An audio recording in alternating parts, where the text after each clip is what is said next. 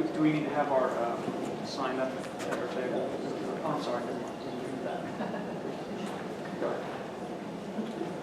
Thanks, everyone. We're going to start in just the next minute or so with the introductions.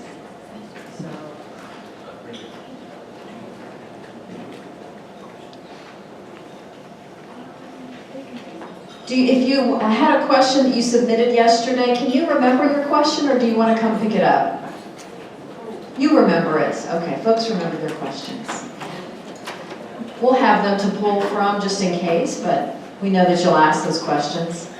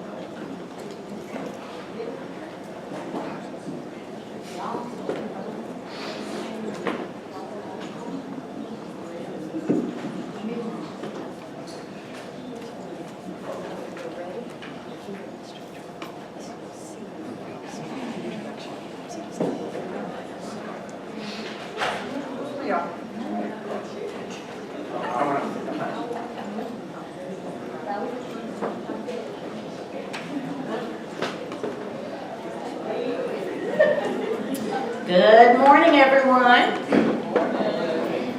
I would like to take time to introduce our introducer, who's going to introduce our special guest for today. We have Mr. Robert Green, also known as Bob, who is a current Georgia Vocational Rehabilitation Services Board member. Mr. Green retired as the State Coordinator of Deafblind Services with the Georgia Department of Labor's Vocational Rehabilitation Program. He served as an officer in several positions with the Georgia Association of the Deaf for 25 years. Mr. Green was also involved with the Georgia Association of Deafblind and was an advisory committee member for the Georgia Sensory Assistance Project. He earned a bachelor's degree in psychology from Gallaudet University, and he and his wife Karen have 2 grown adopted sons. They currently reside in Conyers, Georgia. Please help me welcome Mr. Bob Green. Thank you all very much for the introduction. Well, it's good to see all of you this morning. It's been a long time. Wow. Time flies. I've been retired 4 years now, and it's just good to see all of you here. I'd like to introduce someone very special who's going to join us today. And this individual was the former president of Gallaudet University from 1988 to 2006. He was a professor of psychology, taught many psychology classes. So he was in the classroom teaching psychology. He then was promoted to department chair of the psychology department. He was then selected to become the dean at Gallaudet University, and in 1988 became the president. At that time, Gallaudet University had just had what was known as the Deaf President Now protests. And this gentleman's name is Dr. I. King Jordan. He'll be here in just a moment. He'll be airing in just a moment. I am thrilled to have him here to speak to us today. I remember that when I was in college at Gallaudet University, I was there from 73 to 78. I majored in psychology myself. I never had any classes under Dr. Jordan. My schedule never seemed to work out. I wanted to take his classes. He was a very popular professor, but I was never able to get into any of his classes. But, you know, I feel very honored to be able to introduce him as a speaker today.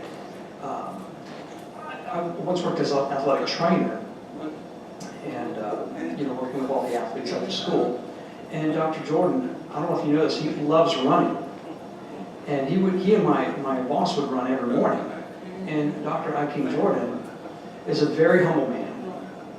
He travels all over the world, internationally speaks on issues regarding deafness and deaf children, education-related topics.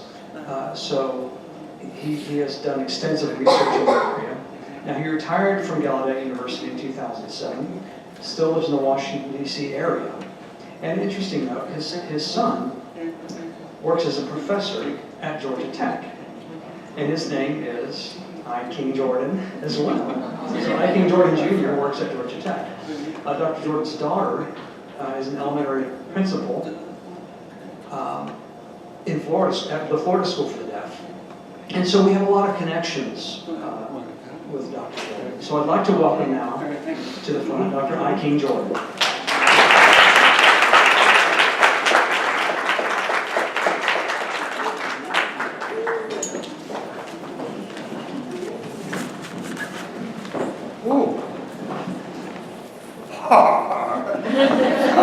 Some people really far away.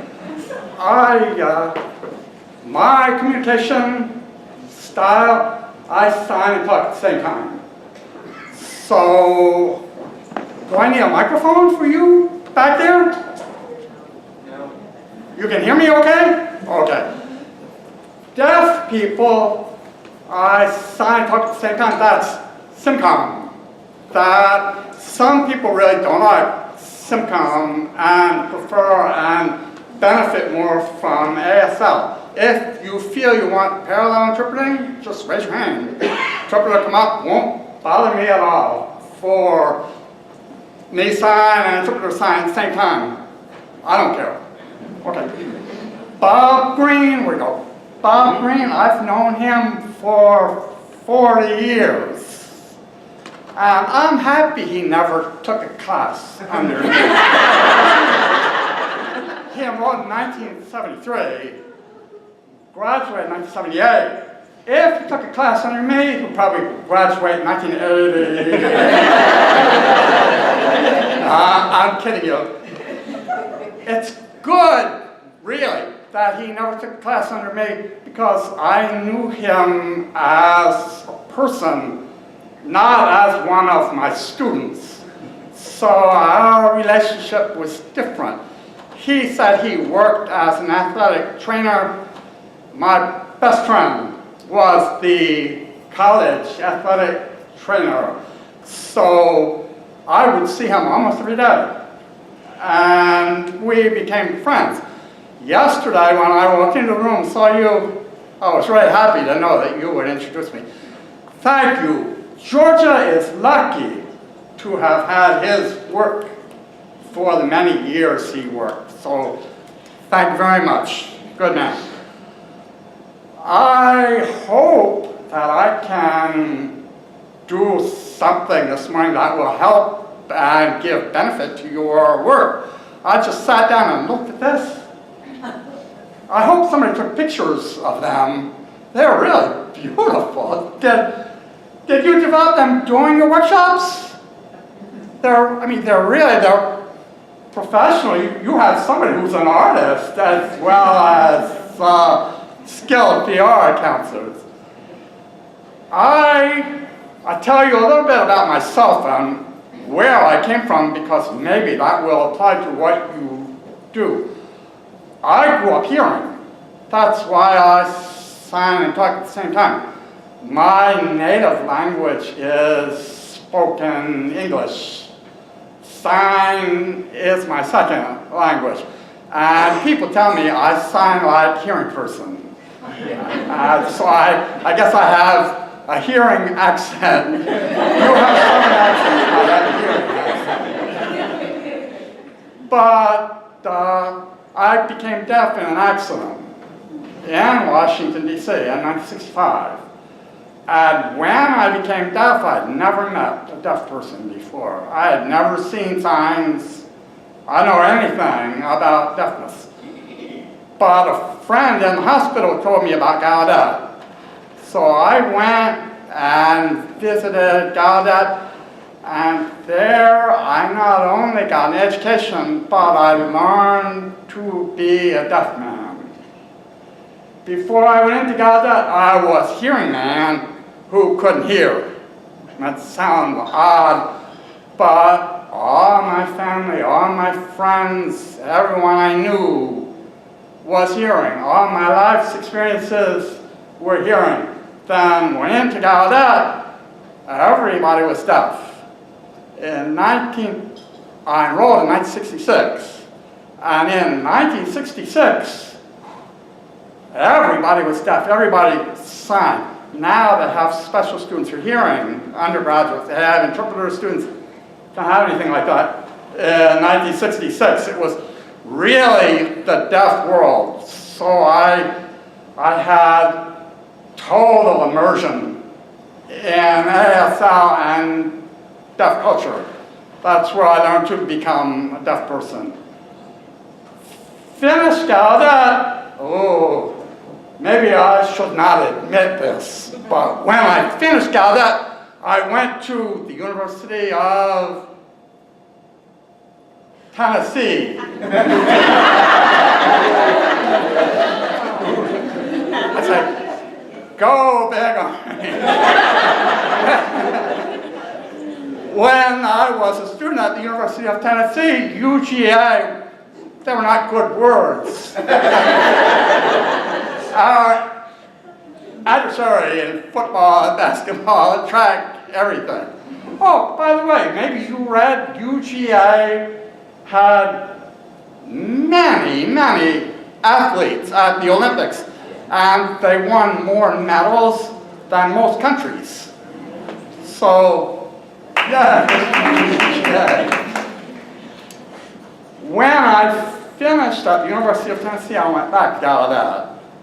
And at Gallaudet, I continued to learn more about deaf culture, the deaf community, about deaf people.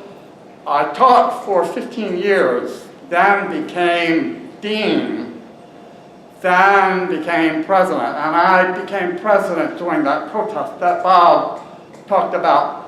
So that is what led to my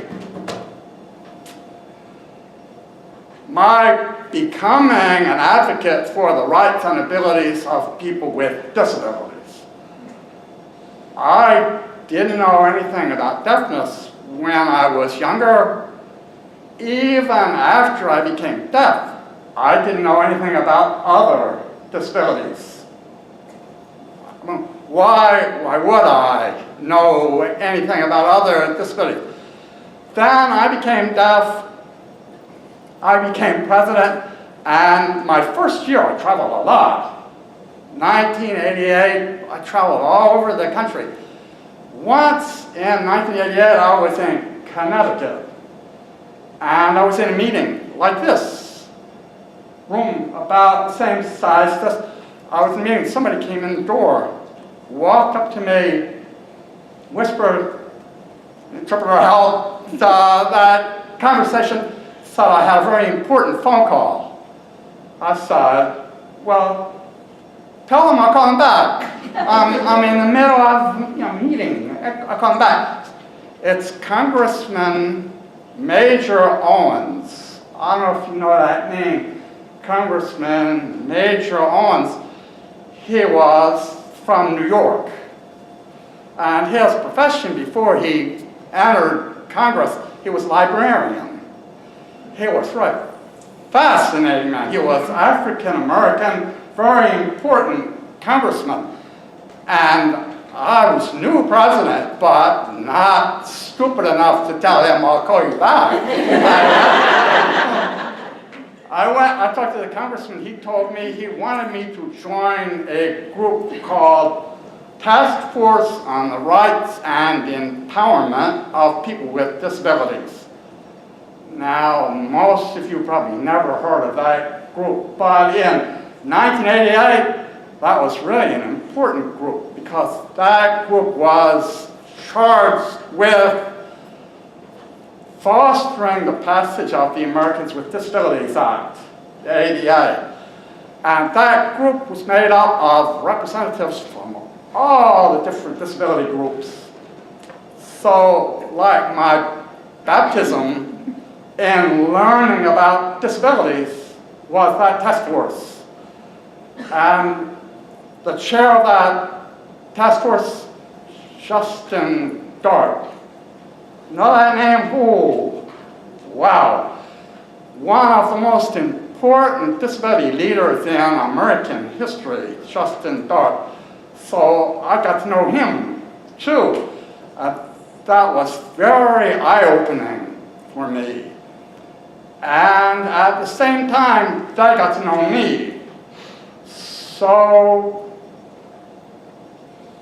very soon, instead of my having a job as president of Gallaudet, I really had two jobs. I really had two jobs.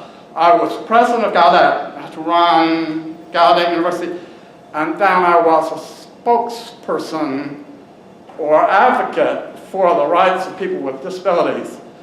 Honestly, more than half of my travel was related to advocacy. People would invite me to California or Oregon or Utah or Texas, not to talk about Gallaudet, not to talk about DPN, but to talk about disability rights. And that really helped push the passage of ADA. Do you know the name Tom Harkin? He was the Senate sponsor for ADA. Tony Coelho was the House sponsor of ADA. Both of them said on the floor of Congress that DPN was the spark that pushed the passage of ADA. Life before and life after ADA, you really can't compare. You really can't compare. The interpreters captioning VRS, everything I do every day now and take for granted, and your deaf, hard of hearing clients take for granted, didn't exist before ADA. I went to the University of Tennessee 1969 to 1973. Deaf, profoundly deaf, really not a good lip reader either. I'm really not a good lip reader. I had no interpreting, none. Not one support service in my class. I invented my own support services. I asked people in class, if I give you carbon paper, your notebook, will you make a copy of your notes for me? And almost always, they were happy to do that. And this really interesting thing, that would lead to study groups. So in class, I would ask 2 or 3 different people to take notes for me.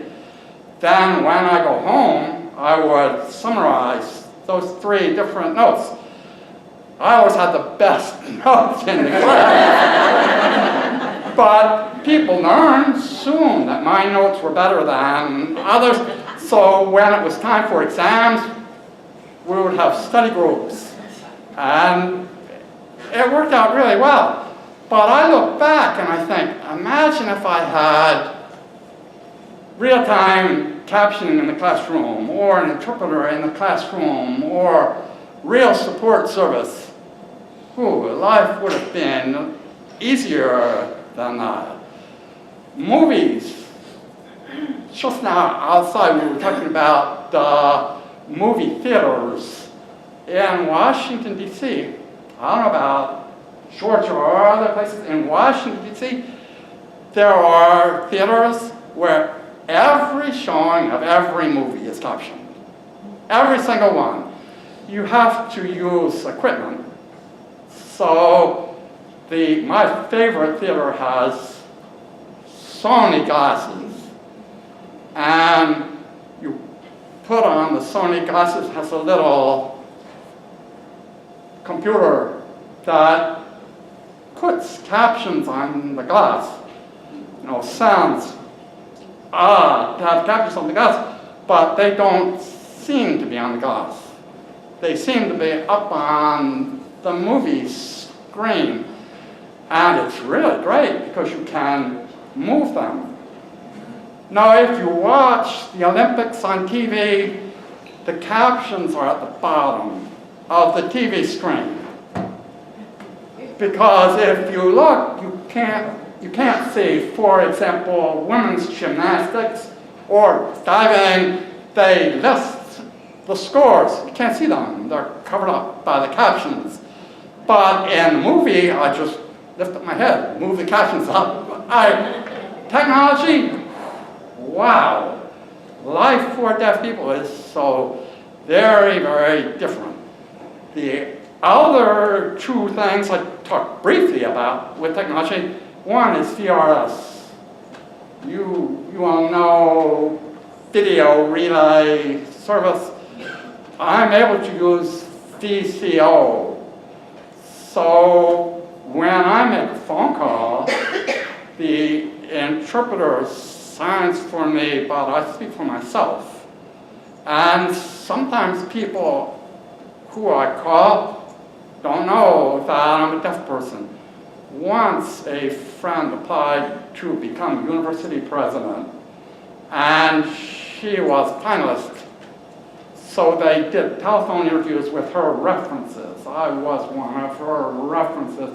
And I spoke to this history professor at college, and he asked me questions. We had a long 1.5 hour conversation. Then